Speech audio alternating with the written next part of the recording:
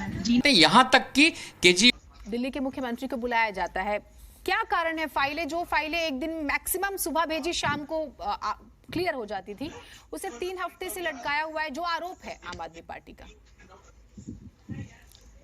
जीनत, पहले मैं बता देना चाहती हूँ, नाच ना जाने आंगन टेढ़ा।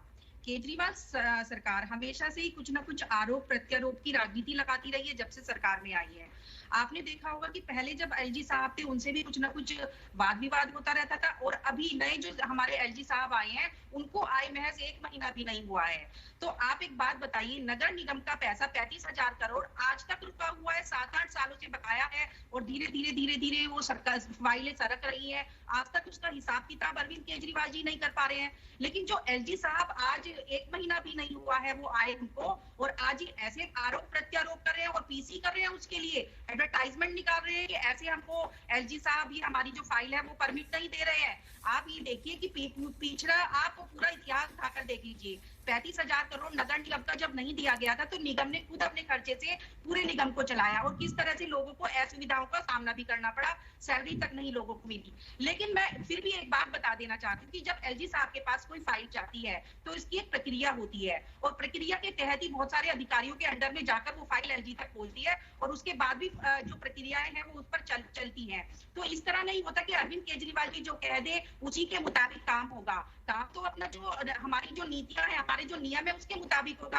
अरविंद केजरीवाल जी कुछ भी कहेंगे ऐसे तो कुछ नहीं हो सकता है ना। पहले उसकी जांच परख होती है, देखा जाता है फाइल किस तरह की है, पहले से भी ऐसी प्रक्रियाएं होती है। आज कोई लेटेस्ट बात तो है नहीं। ठीक है, जरा थाने गए, आपने कितने ऑफिसर से सवाल जवाब किए? पुलिस कमिश्नर का वो जिक्र करती हैं, आपने उनसे कब सवाल जवाब किए? और अब ये पिछले दिनों हमने देखा कि कुछ ऑफिसर्स जो है वो सस्पेंड किए जाते हैं। अब ये नया विवाद, कारण तो बताने पड़ेंगे ना आपको। देखिए, सबसे पहले तो मैं जीनत यही बताती हूँ, इनकी जो आपकी प्रवक्ता बोल रही थी कि वो बाहर जाना चाहते हैं और एलजी साहब उनको रोक रहे हैं, यही रीजन है क्योंकि हमने बहुत अच्छे काम किए तो वो हम बाहर जाकर ढिंडोरा पीटना चाहते हैं। तो मेरा यही मानना है कि जब घर के लोग खुश नहीं है तो आप बाहर ढिंडोरा पीट कर करोगे क्या? पहली बात तो ये है, आपके आज देखो जगह जगह भ्रष्टाचार है। अभी एक जो ऑफिसर थे इनके वो निलंबित किए गए हैं। पहले चीफ सेक्रेटरी को इनके दबाव और भ्रष्टाचार की राजनीति के कारण इनके जो मुख्यमंत्री का दफ्तर है, ऑफिस है, उसमें पीटा जाता है, और वो रोते हुए बयान देते हैं कि किस तरह से मुख्यमंत्री जी के लोगों ने उनको पीटा है। तो इस तरह की राजनीति कर रहे हैं। एनडीएमसी की बैठक होती है तो उसमें मुख्यमंत्री जी जाते नहीं है, जो कि लोगों के लिए कुछ अच्छी सुविधाएं, जो मीटिंग होती है उसमें बात रखी जाती है, लेकिन कितनी बार से मुख्यमंत्री जी उसमें पेश नहीं होते हैं। तो उनको जो वहां के हमारे जो मंत्री हैं, जो सदस्य हैं एनडीएमसी के, वो बोलते हैं कि इनको निलंबित करना चाहिए क्योंकि ये तो मीटिंग ही नहीं अटेंड करते। जब कोरोना की मीटिंग होती है, प्रधानमंत्री जी लेते हैं, तो ये अपना जो व्यवहार है वो आप सबने देखा कि किस तरह से वो व्यवहार करते हैं। इन लोगों ने दिल्ली में, अभी आपकी प्रवक्ता हमें बता रही थी, बहुत गुणगान गा रही थी कि हमने पानी की व्यवस्था हो, बिजली की हो, स्कूल हो, अस्पताल हो, बहुत अच्छे किए हैं। कल का मैं एक वीडियो वायरल हो रहा था जिसमें कि हमारे सांसद मनोज तिवारी जी और हमारे दिल्ली के प्रदेश अध्यक्ष जो है वो किराड़ी के हॉस्पिटल में जाते हैं, जो कि हवा में बना हुआ है। पहले हम कहानियों में सुना करते थे कि हवा में ताजमहल बनाता या हवा में कोई महल बनाता, लेकिन अरविंद केजरीवाल जी ने तो सच में ही हवा में हॉस्पिटल कोरोना काल में खड़ा कर दिया, जिसमें कि 1256 लगभग करोड़ रुपए का गमन हुआ। तो इस तरह की राजनीति, 57,000 करोड़ जल विभाग का जो घोटाला इन लोगों ने किया, अस्पताल के नाम पे घोटाला, राशन के नाम पे घोटाला, और पेंशन ये लोग बनाकर नहीं देते जो हमारे वृद्ध लोग हैं। जल जो है कि अनट्रीटेड पानी लोग पी रहे हैं, जो कि पैसा उनसे पूरा वसूल कर रहे हैं, लेकिन अनट्रीटेड पानी आज भी पी रहे हैं। तो आपकी प्रवक्ता अगर टीवी डिबेट में आकर बोलेंगे कि हमने ये कार्य किए हैं, लेकिन जनता को तो सच्चाई पता है। फिर भी सुनिए तो सही सारिका जी, मूल सवाल तो फिर भी है कि एलजी साहब के पास फाइल क्यों अटकी पड़ी है?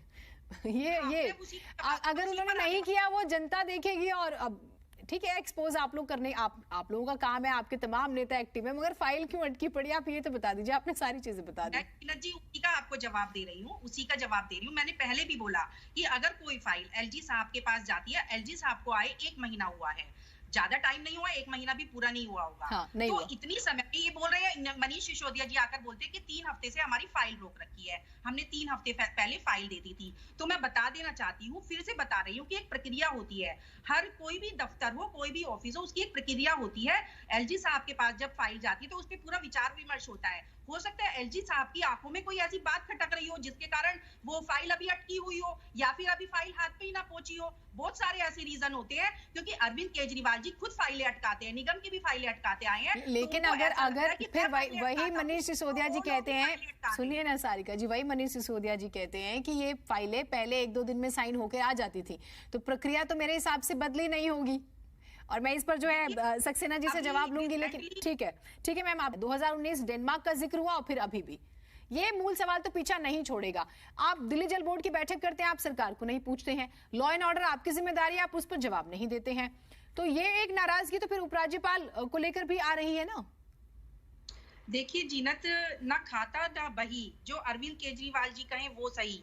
एक और इसके ऊपर कहावत, रामचंद्र कह गए सिया से ऐसा कलजुग आएगा, हंस चुकेगा दाना तुनका, कौवा मोती खाएगा। लोकपाल के नाम पर देश को ठगा, नशा मुक्ति के नाम पर पंजाब को ठगा, और लंदन पेरिस बनाने के नाम पर दिल्ली को ठगा, और फ्री बिजली फ्री पानी के नाम देने के नाम से जनता को ठगा, और पता नहीं कितने लोगों को, अन्ना हजारे जी और इनके पार्टी के कितने नेता आए और चले गए, इनके विश्वास पात्र नहीं बन सके किसी के भी, तो दिल्ली की जनता का क्या विश्वास पात्र बनेगी।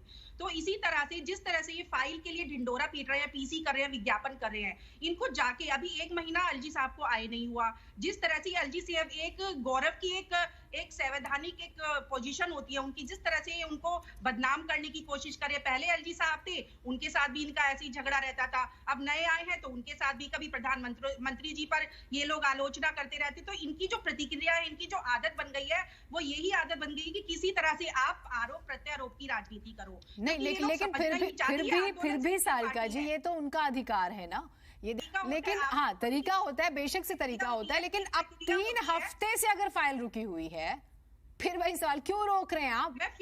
मैं जीना जी फिर आपसे बोल रही हूँ, हमारे नगर निगम की 35,000 करोड़ का जो घपला, ये जो लोग दे नहीं रहे नगर निगम को, और नगर निगम पंगु कर रहे हैं, जिससे कि नगर निगम सैलरी नहीं दे पा रहा था, क्या वो सही था? आपने कितने 7-8 साल से वो सैलरी अटकाई हुई थी, और नगर निगम फिर भी अपने बलबूते पर नगर निगम चला रहा था, क्या वो सही था?